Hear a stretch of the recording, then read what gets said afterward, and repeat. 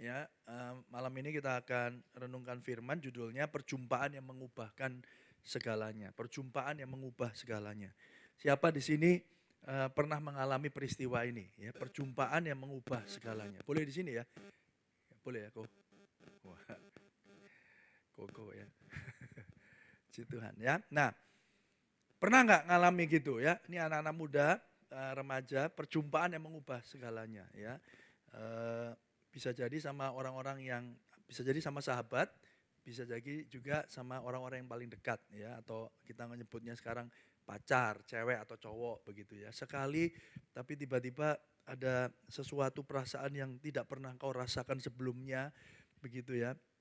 Katanya orang dari mata turun ke mana? Ke hati ya. Kalau sekarang dari DM ya langsung masuk ke hati. Dari mulai DM-an ya, mulai dari DM kemana? Dari DM kemana? Dari WhatsApp ya. Ada yang pengalaman juga ya kayaknya. Dari DM ke WhatsApp ya, lebih lebih dekat lagi ya, lalu ketemuan dan seterusnya dan seterusnya. Nah, hari ini kita akan baca satu perikop firman Tuhan dalam Yesaya pasal yang ke-6. Yuk teman-teman baca ya, semuanya ada di slide, jadi nggak terlalu panjang, cuman sampai ayat yang kelima. Nah, ini peristiwanya Yesaya itu ketemu sama Tuhan. Ya, Yesaya, teman-teman tahu ya, Nabi Yesaya itu ketemu sama Tuhan.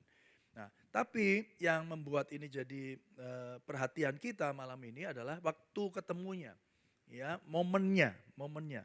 Bukan cuma pertemuan biasa, tapi momennya adalah ketika Raja Usia itu mati. Ayo kita baca sama-sama ya.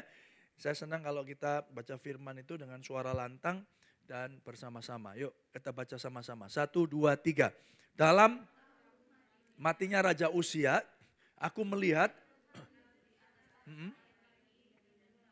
dan ujung jubahnya memenuhi bait suci. Para serafim berdiri di sebelahnya, atasnya, masing-masing mempunyai 6 sayap. 2 sayap dipakai untuk menutupi muka mereka, 2 sayap dipakai untuk menutupi kaki mereka, dan 2 sayap dipakai untuk melayang-layang. Berikutnya 3. Dan mereka berseru seorang kepada yang seorang, katanya, Kudus, kudus, kuduslah Tuhan semesta alam, seluruh bumi penuh kemuliaannya. Maka bergoyanglah alas ambang pintu disebabkan suara yang berseru itu, dan rumah itu pun penuhlah dengan asap. 5. Lalu kataku apa? Celaka aku binasa sebab aku ini seorang yang najis bibir dan aku tinggal di tengah-tengah bangsa yang najis bibir. Namun mataku telah melihat Sang Raja, yakni Tuhan semesta alam. Amin. Nah, perikopnya sedikit konteks ya. Perikopnya ini bicara tentang perjumpaan Yesaya dengan Tuhan. Ya, dan waktunya agak sedikit istimewa karena dia bertemu ketika Raja Usia itu lagi mati, sedang wafat. Bukan sedang wafat, wafat begitu ya. Kalau sedang wafat kan bisa bangun lagi begitu. Ini wafat, mati. Raja Usia itu mati. Jadi raja bangsa Israel ketika itu mati. Ya, dipanggil Tuhan. Dan di saat itulah, di saat bangsa sedang berkabung, ya peristiwa ini terjadi. Apa yang disaksikan oleh raja atau Nabi Yesaya dikatakan, ya dalam matinya Raja Usia aku melihat Tuhan duduk di atas tahta yang tinggi dan menjulang. Di dalam peristiwa perkabungan itu, di mana sebuah bangsa itu sedang sedih karena rajanya meninggal, ya raja atau Nabi Yesaya melihat hadirat Tuhan. Bahkan penuh dengan asap di situ dikatakan. Ada malaikat Tuhan. Berapa banyak dari teman-teman pernah mengalami pengalaman supernatural seperti ini? Jangankan begitu, kadang kita ketemu cewek atau cowok kita atau pacar kita yang sekarang ya saya nggak percaya pacaran tapi betrothed ya di Alkitab itu ya kalau udah serius ya udah dekat untuk menikah begitu ya. Pacaran itu untuk menikah, bukan untuk main-main begitu. Tapi kalau kita sudah tertarik dengan lawan jenis kita, wah itu sepertinya mengubahkan kehidupan kita. Betul atau betul, saudara? Ya, seperti sesuatu yang menyenangkan hati. Kalau nggak ketemu nggak bisa. Makanya sekarang ada video call ya. Bersyukur kalau teman-teman sekarang sudah ada video call, teknologi handphonenya udah smart. Ya, kita bisa nggak cuma bertukar teks, pesan, tapi udah bisa sambil lihat-lihatan. Ya zaman dulu nggak bisa, ya zaman dulu masih pakai surat. Ya di sini udah nggak pernah ada lagi kan yang nulis surat ya. Semuanya serba teknologi. Nah, tiba-tiba kita ketemu dengan seseorang yang menarik hati kita dan sepertinya hidup kita berubah. Dan peristiwa ini dialami oleh Yesaya ketika itu. Ya, sesuatu yang nggak pernah dia lihat sebelumnya. Coba teman-teman perhatikan di sana, dikatakan Tuhan duduk di atas tahta yang tinggi dan menjulang. Ujung jubahnya memenuhi bait suci. Para serafim berdiri di atas, di sebelah atasnya, masing-masing mempunyai 6 sayap. Ya, sayapnya 6. Saudara, teman-teman ini satu peristiwa yang saya percaya nggak akan pernah bisa dilupakan. Ya, di saat mereka berkabung, di saat mereka sedih, tiba-tiba dia mengalami pengalaman supranatural yang seperti ini. Ya, apa yang kita bisa pelajari? Ada beberapa poin teman-teman. Yang pertama adalah begini. Raja bisa datang dan pergi. Ya, raja bisa datang dan pergi. Tetapi Tuhan selalu ada bersama dengan kita. Yang percaya katakan amin.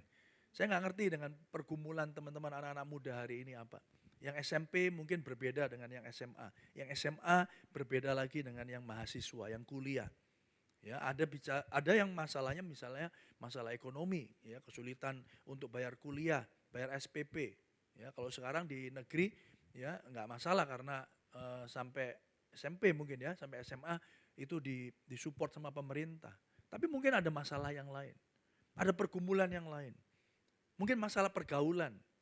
Ya, kita nggak punya banyak teman mungkin di sekolah atau mungkin kita ngalami bullying. Saya nggak ngerti.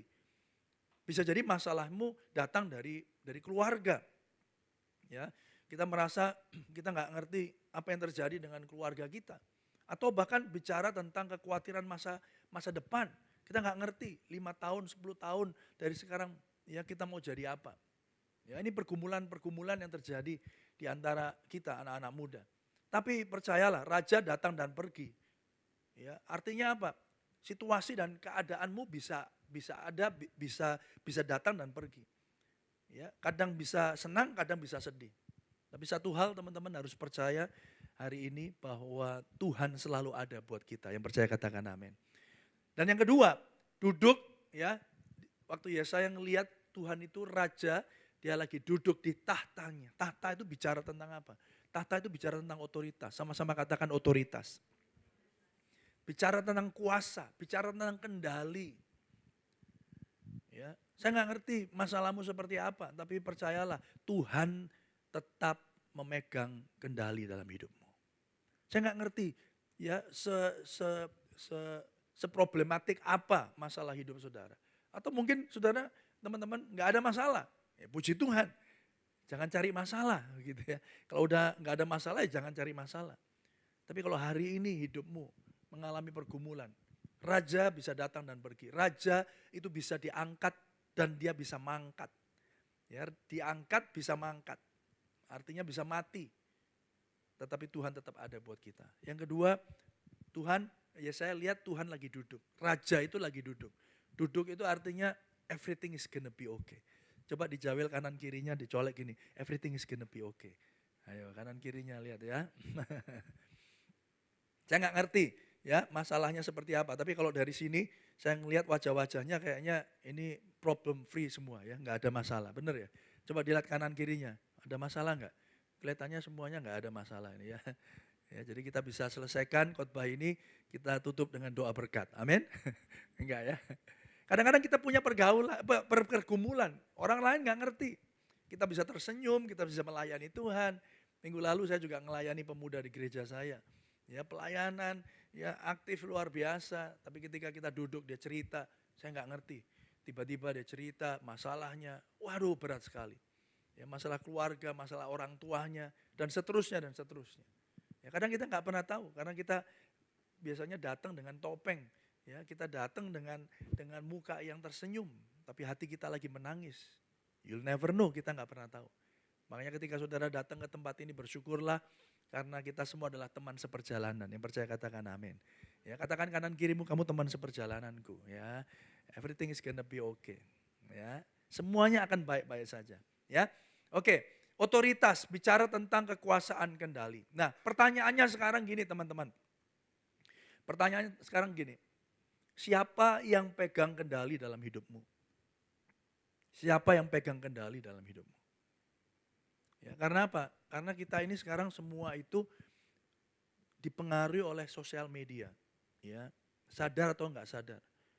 Sosial media menjadi bagian penting dalam hidupnya setiap kita. Jangankan apa maksudnya ini enggak bicara secara umum, anak-anak muda saja. Kita pun yang tua-tua juga terpengaruh oleh namanya sosial media.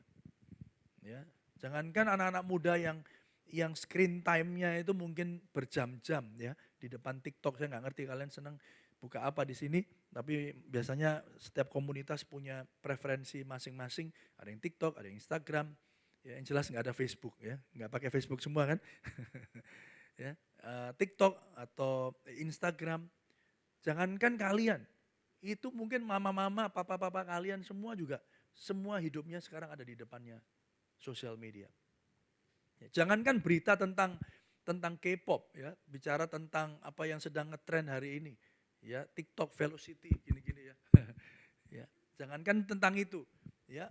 Orang tua kalian juga pun banyak menerima informasi justru dari sosial media. Di WA group. Ya.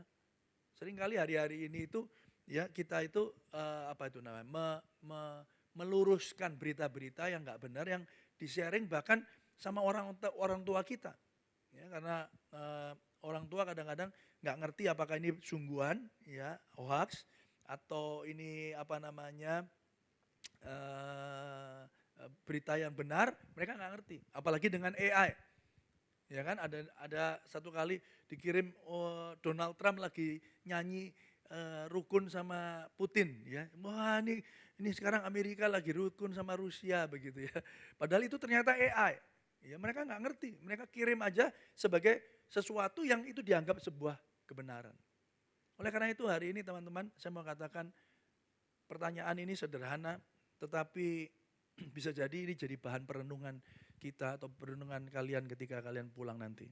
Siapa yang sedang pegang kendali dalam hidupmu? Apakah screen time, apakah kita dengan bebas meninggalkan handphone kita, ya, dan tidak melihatnya selama beberapa jam, ataukah handphonemu sudah menguasai hidupmu? Siapa yang memegang kendali dalam hidup saudara? Apakah teman-temanmu? Apakah tekanan teman sebaya itu menjadi pertimbangan utama dalam setiap kita untuk mengambil keputusan?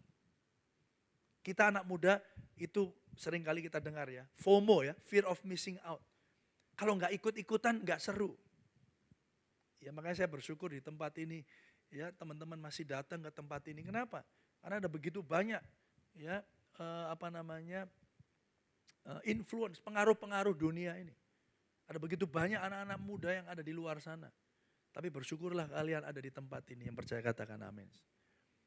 Ya, fear of missing out. Ya, kekhawatiran kalau enggak tergabung atau ikut dalam kelompok atau gerakan tertentu. Ya, kalau enggak ikut-ikutan velocity, nanti dibilang kampungan. Dibilang cupu, makanya latihan, gimana sih ini, gimana sih ini. Ya. Ya. FOMO, fear of missing out.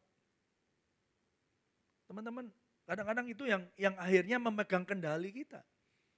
Kadang-kadang kalau kita nggak update, sekarang saya nggak ngerti ya, teman-teman seaktif apa di TikTok atau seaktif apa di Instagram. Tapi semua tren itu sekarang ada di sana. Ada satu aplikasi yang namanya BeReal. Ya, BeReal itu ada certain time, ada waktu-waktu tertentu kalian harus foto selfie, ya berarti kamera depan sama kamera belakang gitu ya. Ada yang tahu kan? Ya, BeReal gitu. Nah, BeReal nanti circle-nya siapa? Biasanya ada circle. Atau yang berikutnya, berapa yang banyak di sini yang punya second account? Coba angkat tangan. Enggak ada yang punya second account? Kalian nggak mau jujur semua? Siapa yang punya second account? Coba second account di IG atau TikTok kalian nggak ada? Wah ini luar biasa nih. Ini GBI Maranatha ini masih murni gitu ya. Tapi saya tahu ada beberapa yang sudah punya ya. Second account di IG, second account di mana? di sosial media account kalian. Saya nanya beberapa, kenapa harus punya second account? Ketika posting, loh kok postingannya yang di akun yang utamanya enggak, kayak biasanya biasa-biasa aja. Oh enggak, itu dia postingnya di second account. Lu ngapain posting di second account? Kalau akhirnya kamu juga tahu kalau dia punya second account gitu kan. Punya third account, ya, punya akun yang ketiga, kedua, keempat dan seterusnya. Ya, itu yang terjadi. Kenapa? Karena fear of missing out. Pertanyaannya adalah siapa yang memegang kendali dalam hidupmu? Dalam peristiwa Yesaya 6, kadang raja itu harus pergi supaya kita tahu bahwa Tuhanlah yang harusnya berdaulat dalam hidup kita. Raja Usia harus mati, harus mangkat. Supaya Yesaya tahu bukan raja yang berkuasa atas hidupnya.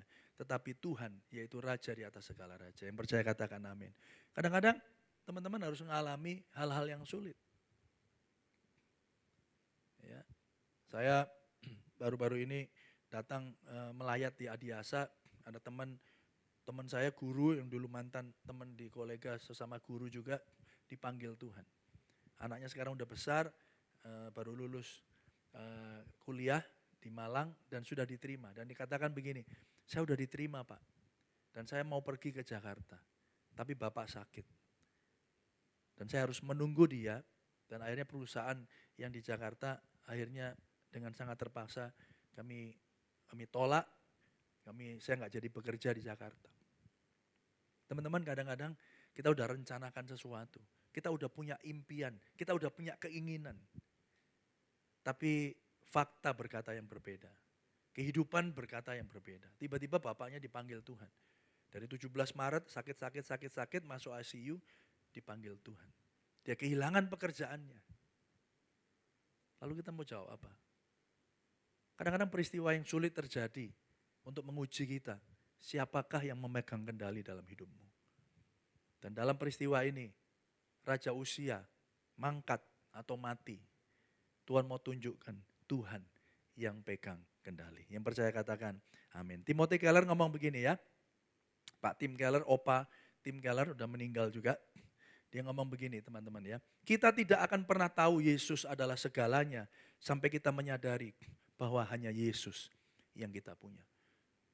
Teman-teman remaja mungkin hari-hari ini engkau yang semua apa yang penting yang kau pikirkan adalah apa? Mungkin teman-temanmu. The biggest factor mungkin hari-hari ini friendship, your friendship, persahabatanmu. Mungkin apa lagi? Keluargamu. Mungkin apa lagi? Masa depanmu. Aku mau masuk SMA ini, aku mau masuk SMP ini, aku mau masuk universitas ini. Kalian bisa punya goal, kalian bisa punya impian, dan kalian boleh berdoa untuknya.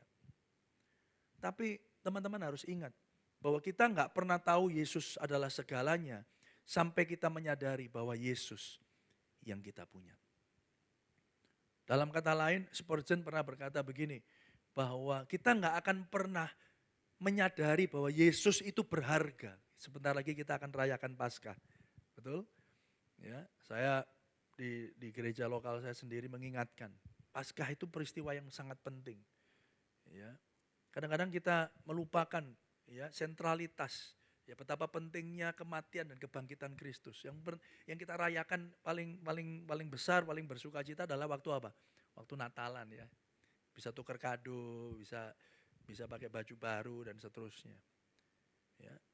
Tapi ketika kita merayakan Paskah, kita harus pahami bahwa kematian dan kebangkitan Kristus itu menjadi poin yang sangat penting. Kenapa?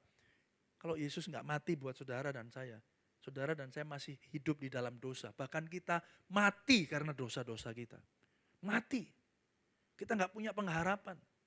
Makanya Charles Spurgeon ngomong dalam kutipannya begini, kita nggak akan pernah menganggap Yesus itu berharga sampai kita melihat dan menyadari bahwa semua yang kita lihat di dunia ini itu semuanya sia-sia. Termasuk apa yang hari ini kau anggap paling penting dalam hidupmu. Apa yang kau anggap paling penting dalam hidupmu? Gadgetmu, ya, laptopmu, handphonemu, nama baikmu, teman-temanmu, circlemu. Apa yang kau anggap penting? Renungkan baik-baik ini malam ini. Apa yang kau anggap penting dalam hidup?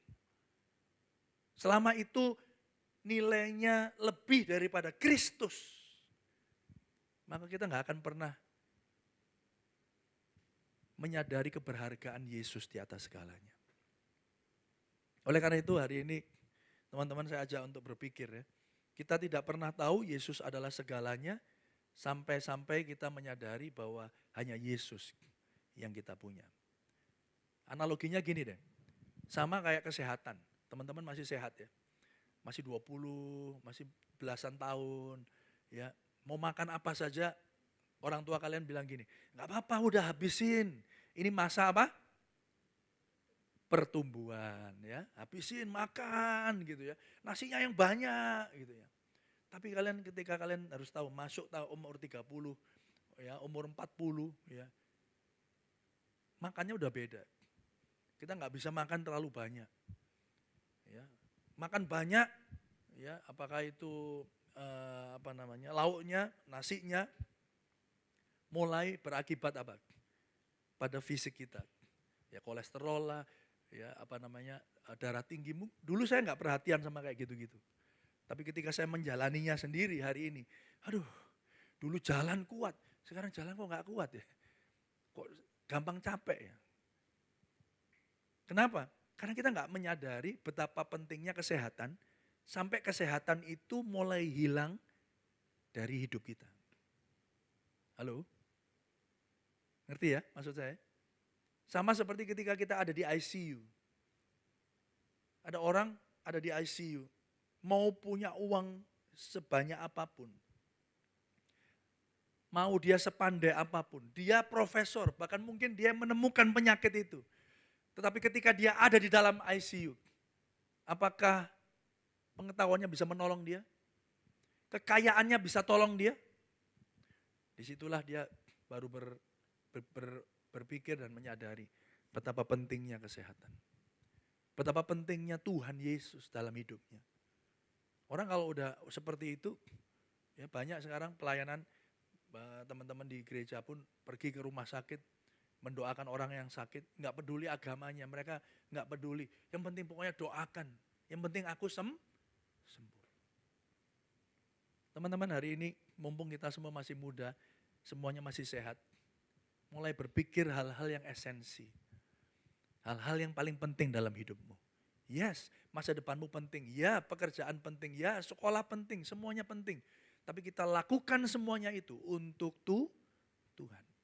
Tuhan jauh lebih penting dan berharga dari apapun juga. Oke, yang berikutnya ayo kita lihat. Perjumpaan dengan Allah menyadarkan apa? Ada beberapa poin. Tuhan selalu menjadi pihak yang mencari dan memanggil kita. Perhatikan di Yesaya pasal 6 ayat ketiga tadi. Dan mereka berseru seorang kepada seorang, katanya apa? Kudus, kudus, kuduslah Tuhan semesta alam. Seluruh bumi penuh kemuliaannya. Maka bergoyanglah alas ambang pintu disebabkan suara orang yang berseru itu. Dan rumah itu pun penuhlah dengan asap. Teman-teman, apapun yang terjadi dalam hidupmu, Tuhan itu selalu menjadi pihak yang mencari saudara. Firman Tuhan katakan, bukan kamu yang memilih aku, tetapi aku yang memilih kamu. Fakta bahwa saudara ada di tempat ini, tidak ada di tempat yang lain. Hari ini kok ada di gereja, di GPI Maranatha, di Kelampis ini. Saudara memuji Tuhan, saudara punya teman, ya bersama-sama memuji dan memuliakan Tuhan. Itu karena Tuhan mengasihi dan mencari saudara. Yang percaya katakan amin. Dicawil kanan kirinya, Tuhan mengasihi dan mencari engkau. Ayo. Jawil kanan kiri. Nah, ya. Amin. Yes. Itu bukan karena saudara dan saya. Apapun yang terjadi. Ya, di sana dikatakan kudus, kudus, kuduslah Tuhan semesta alam. Seluruh bumi penuh kemuliaannya, maka bergoyanglah alas ambang pintu disebabkan suara orang yang berseru itu, dan rumah itu pun penuhlah dengan asap. Selalu pihaknya Tuhan yang terlebih dahulu mencari saudara. Masih ingat waktu Adam dan Hawa jatuh di dalam dosa? Tuhan ngomong apa? Di manakah kamu? Tuhan selalu yang mencari saudara dan saya. Bahkan firman Tuhan katakan dia mati saat kita masih berdosa. Saudara perlu merenungkan ini dan perlu bersyukur bahwa Tuhan menjadi pihak yang selalu mencari saudara. yang selalu menunggu dan menanti kita. Mungkin kita hari ini berdosa, percayalah Tuhan menantikan pertobatan saudara. Dimanapun saudara berada. Oleh karena itu yang pertama. Ya, yang kedua, ayo kita lihat poin berikutnya. Betapa berdosanya kita. Perjumpaan dengan Allah, ingat ini ya. Ketika kita berjumpa dengan Allah, kita menyadari betapa berdosanya kita melalui penyingkapan apa yang selama ini kita banggakan. Ayo kita lihat ayat yang kelima. Lalu kataku, celakalah aku apa? Binasa.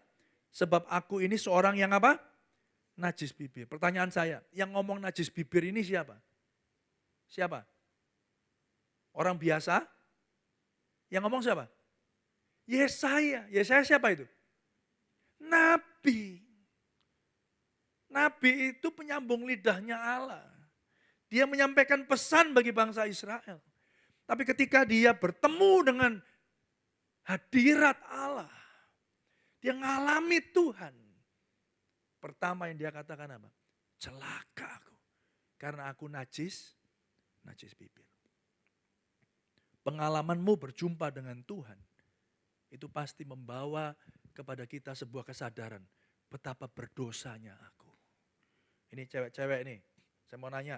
Tadi waktu mau ke sini ngaca dulu enggak? Jujur ngaca ya. Apalagi sekarang semua pakai skincare.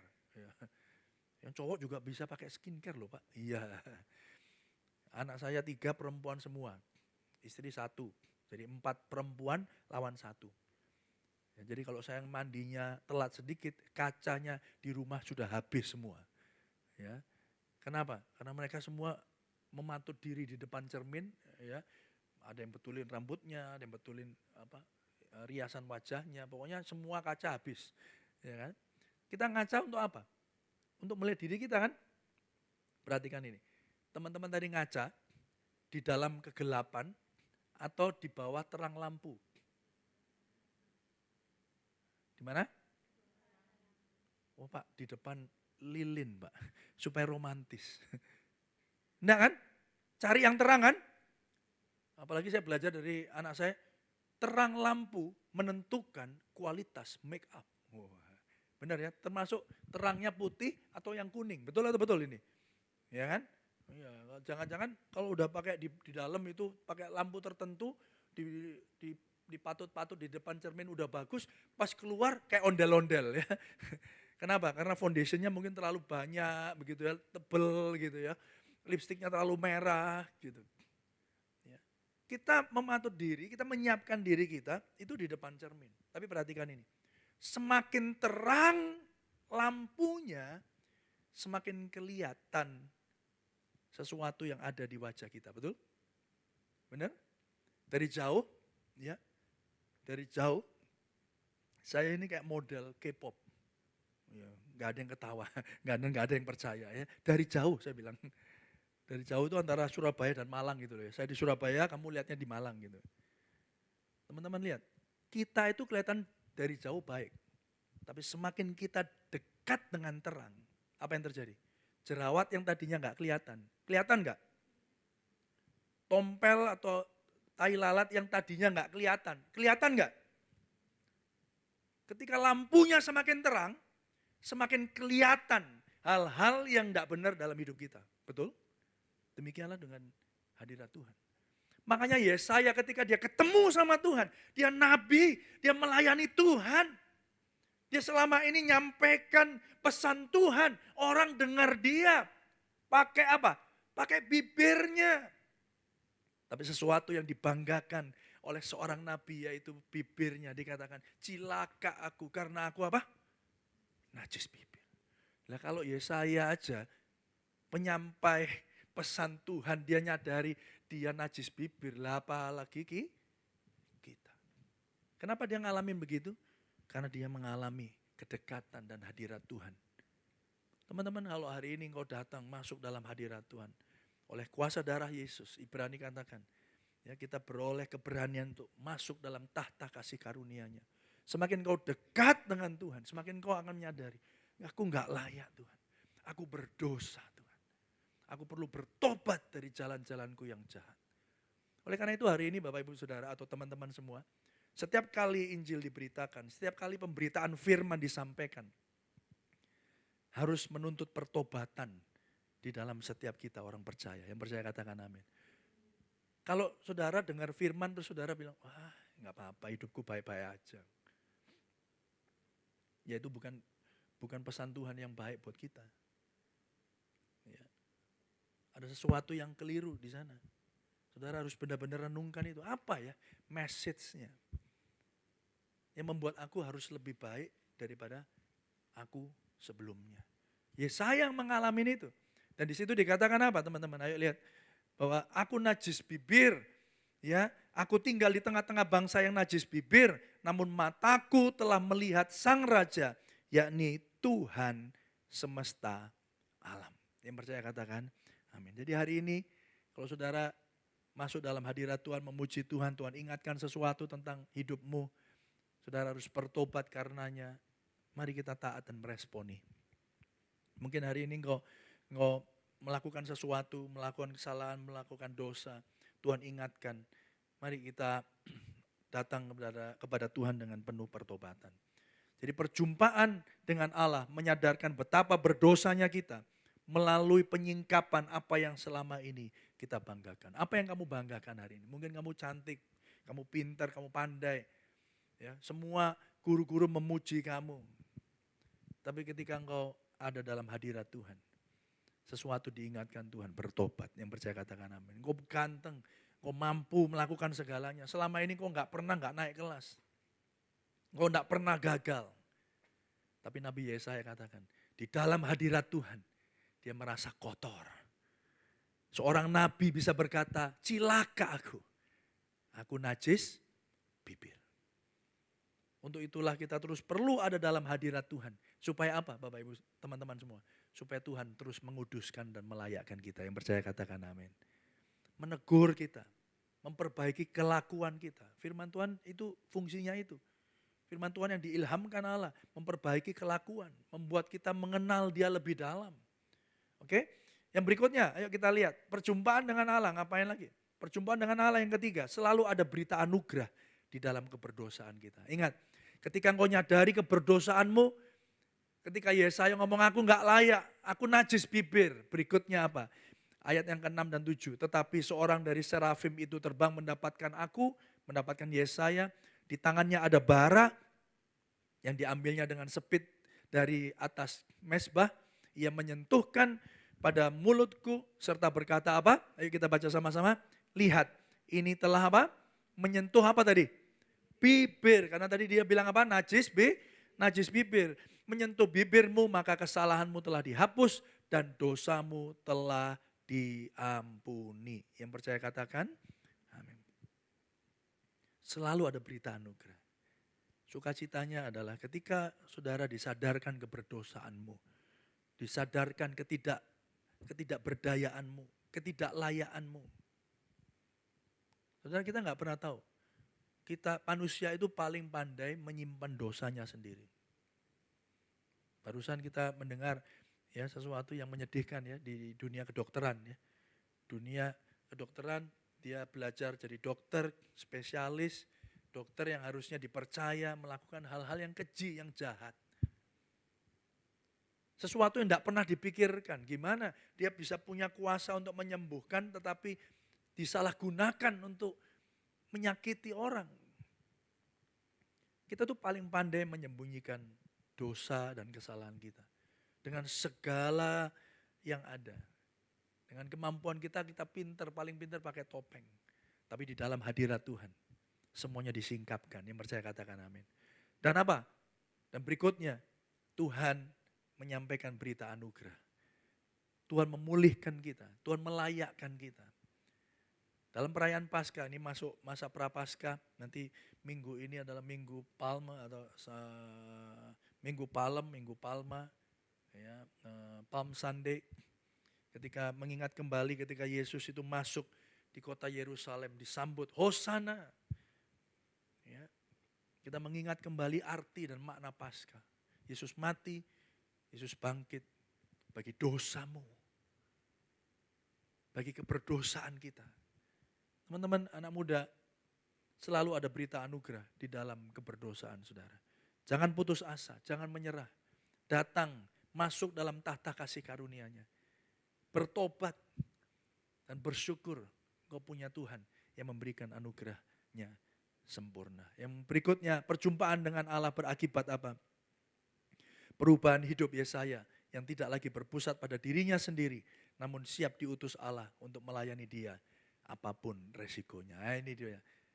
Ya, jadi kalau kita tuh ngomong ngaku berjumpa dengan Tuhan, ngaku kalau kita ini Kristen, kita ini percaya Yesus, kita pergi ke gereja, tandanya apa? Hidupmu pasti berubah. Yang percaya katakan amin. Orang Kristen kalau hidupnya nggak berubah, ya, bisa jadi kita diragukan kesungguhan kita menerima Yesus sebagai Tuhan dan Juru Selamat. Jangan-jangan kau belum pernah dilahirkan kembali. Ya, di sana dikatakan lalu aku mendengar suara Tuhan berkata, siapakah yang akan kuutus dan siapakah yang mau pergi untuk aku? Maka sautku apa? Inilah, ini aku, utuslah aku. Bukan utuslah dia, tapi utuslah aku. Jadi dia pergi bukan supaya dia diselamatkan. Dia mau melayani Tuhan bukan supaya dia meraih keselamatan. Tetapi karena dia sudah diselamatkan dan disucikan, dikuduskan dengan bara api itu. Mulutnya yang najis disucikan. Mulutnya yang najis sekarang berkenan di hadapan Tuhan. Oleh karena karya keselamatannya yang diterima. Dia katakan ini aku, utuslah. Teman-teman, ini yang akan terjadi ketika kita berjumpa dengan Tuhan. Anak-anak muda radikal. Anak-anak muda sungguh-sungguh hidupnya di dalam Tuhan. Kenapa? Karena engkau sudah berjumpa dengan Tuhan. Tapi kalau setiap kali harus diseret, ayo sekarang Sabtu, datang ayo, datang pemuda. Ya, datang, kalau nggak datang gimana, di absen. Kalau ini jadi sebuah paksaan bagimu, engkau sesungguhnya belum sungguh-sungguh berjumpa dengan sang kasih karunia itu. Tapi kalau hari ini nggak ada yang nyuruh siapapun datang ke sini, bahkan datangnya ya before time, ya setengah jam, 1 jam sebelumnya. Engkau datang karena didorong oleh rasa kasihmu akan Tuhan. Karena engkau telah berjumpa dengan Dia. Ya. Jadi jangan anak muda jangan datang ke gereja itu karena apa? Karena pembicaranya, karena suasananya. Saya percaya di sini nggak ada ya, semua datang karena didorong oleh kasih Tuhan. Amin. Ya. Tapi kalau yang ada bertobat, saudara. Jangan karena apa? Oh, musiknya keren. Ya memang kita harus melayani Tuhan dengan musik yang paling baik, melakukan persiapan, lagu-lagunya dan seterusnya. Tapi bukan karena itu kita datang. Kita datang karena Tuhan terlebih dahulu telah datang untuk menyelamatkan dan menyucikan kita. Yang percaya katakan amin. Oke? Ya, berikutnya saudara. Yohanes 4 ayat 34, Yesus berkata kepada mereka, makananku ialah melakukan kehendak Dia yang mengutus aku dan menyelesaikan pekerjaannya. Taat ketika dipanggil di jalan yang tidak populer sama sekali. Bahkan Yesaya, saya kasih tahu ya, teman-teman harus baca nanti ini. Yesaya itu dipanggil di jalan yang gak populer. Hari ini orang yang mau pelayanan maunya di tempat yang populer. Ya, di tempat yang banyak pengikutnya. Ya, makanya saat-saat waktu pandemi itu gereja mulai shifting ya, pendeta-pendeta kalau saya lihat omongannya termasuk saya bisa jadi. Ya. Saya tuh ngomong sama pekerja saya, berapa follower kita? Berapa yang lihat di YouTube? Ya. Akhirnya kita berpikir ya bahwa ketika kita dipakai Tuhan itu ukurannya harus terkenal. Ya, orang harus tahu siapa kita. Lihat Yesaya, contohnya, ayo lihat. Ayat 9. Kemudian firman-Nya, pergilah dan katakanlah kepada bangsa ini. Ya, dia disuruh kasih pesan ke bangsa Israel. Dengarlah sungguh-sungguh. Tetapi mengerti apa? Jangan, baca yuk. Lihatlah sungguh-sungguh, tetapi menanggap? Jangan. Buatlah hati bangsa ini keras.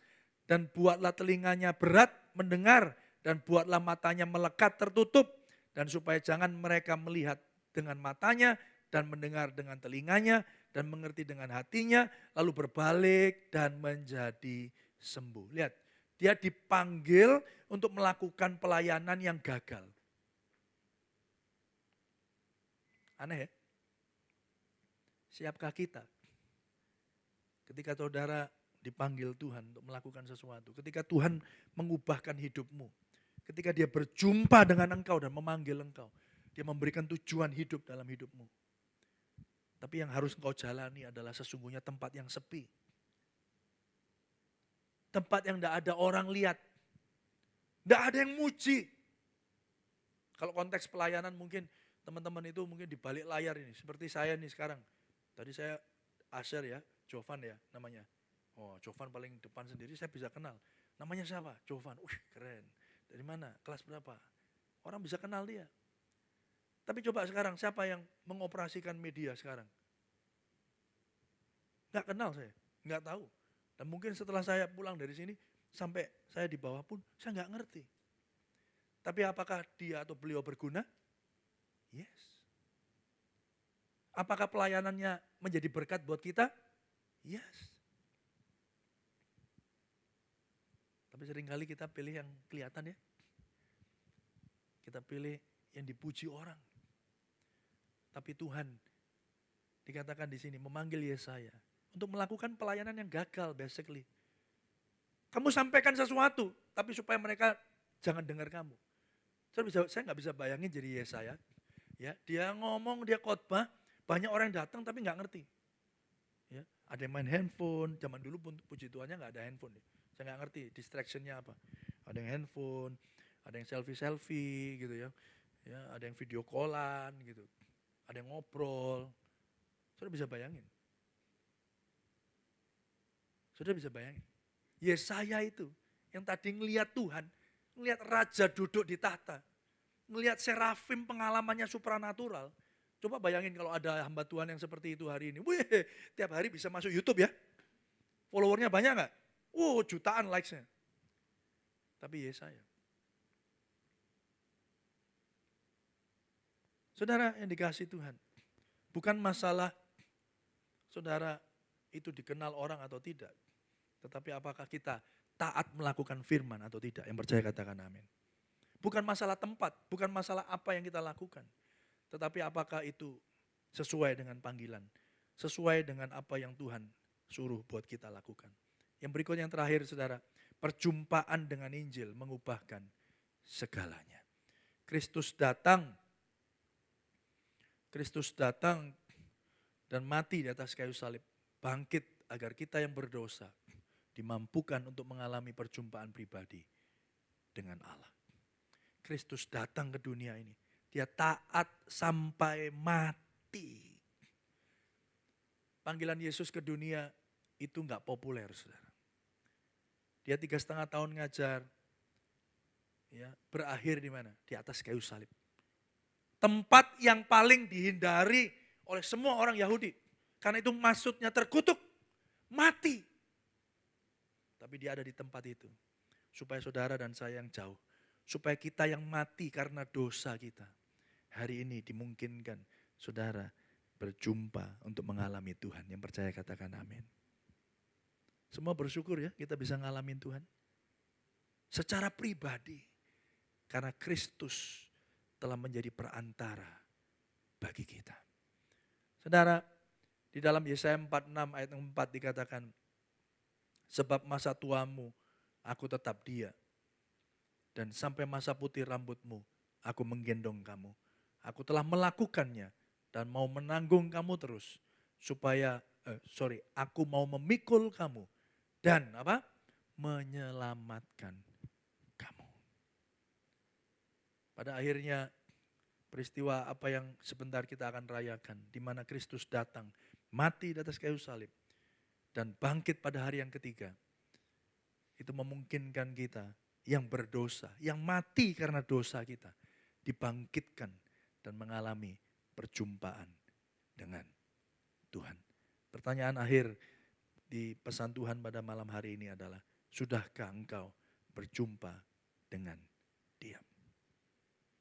Sudahkah teman-teman anak muda hari ini, walaupun engkau muda, walaupun engkau masih remaja, pertanyaannya sudahkah engkau berjumpa secara pribadi dengan Tuhan hari ini?